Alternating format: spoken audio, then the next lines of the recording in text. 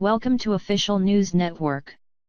Please subscribe and check notification box to get all breaking news alert. Congressional leaders face internal pressure to act on harassment.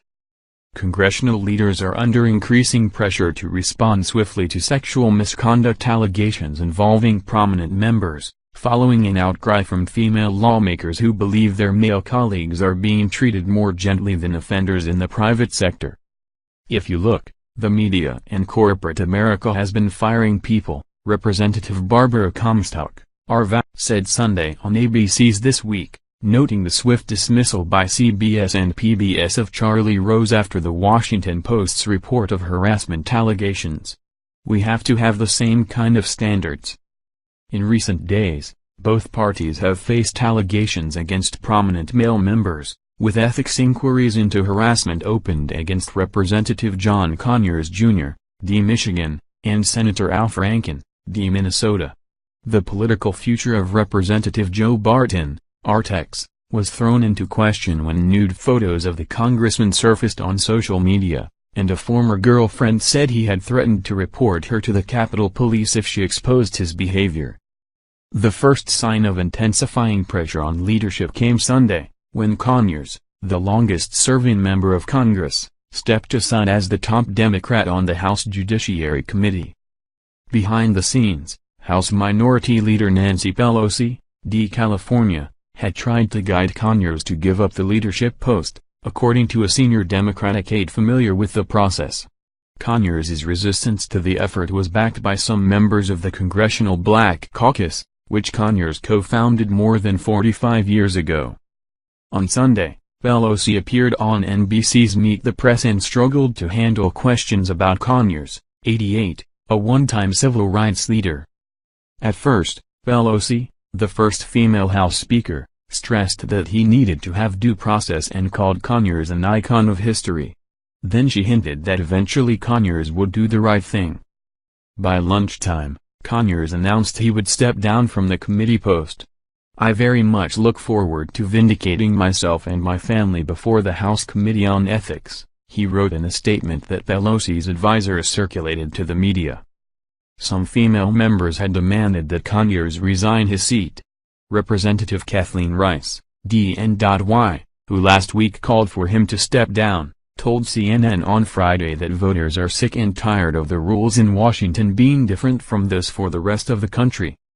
Representative Jackie Speier, D. California, who is leading a fight for tougher penalties against lawmakers, stopped short of demanding that Conyers resign in her Sunday appearances on This Week. But she joined her colleagues in criticizing the Ethics Committee process as too slow in handling most investigations. She advocated that the panel receive more funding so it could move very swiftly, not wait years, to investigate the Conyers allegations. Speier said there needed to be an entire shift in culture, from the bottom up, that would make it easier for victims to come forward and would end the process of allowing lawmakers to use taxpayer funds to secretly settle these cases.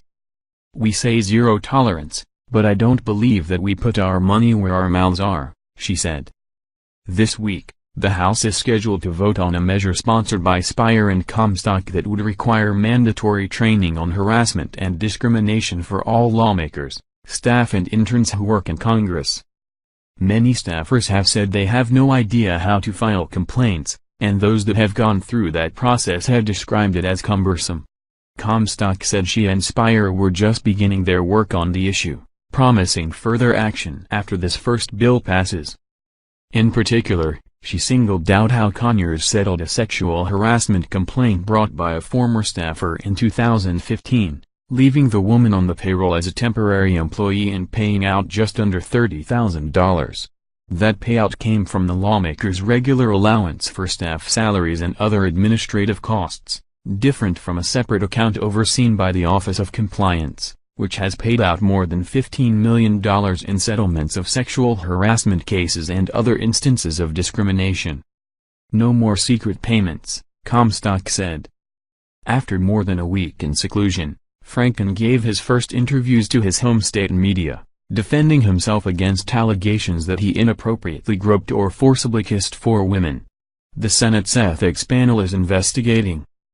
Franken pledged to return to the Capitol on Monday in a bid to win over his state's voters, declining to resign after allegations that he groped several women in photo opportunities and that he forcibly kissed an entertainer while on the USO tour in 2006 before he was a senator. "I'm embarrassed and ashamed. I've let a lot of people down and I'm hoping I can make it up to them and gradually regain their trust," Franken told the Star-Tribune, his first interview since the allegations emerged November 16. He denied that he intentionally grabbed women's backsides during photos, saying that he did not remember the particular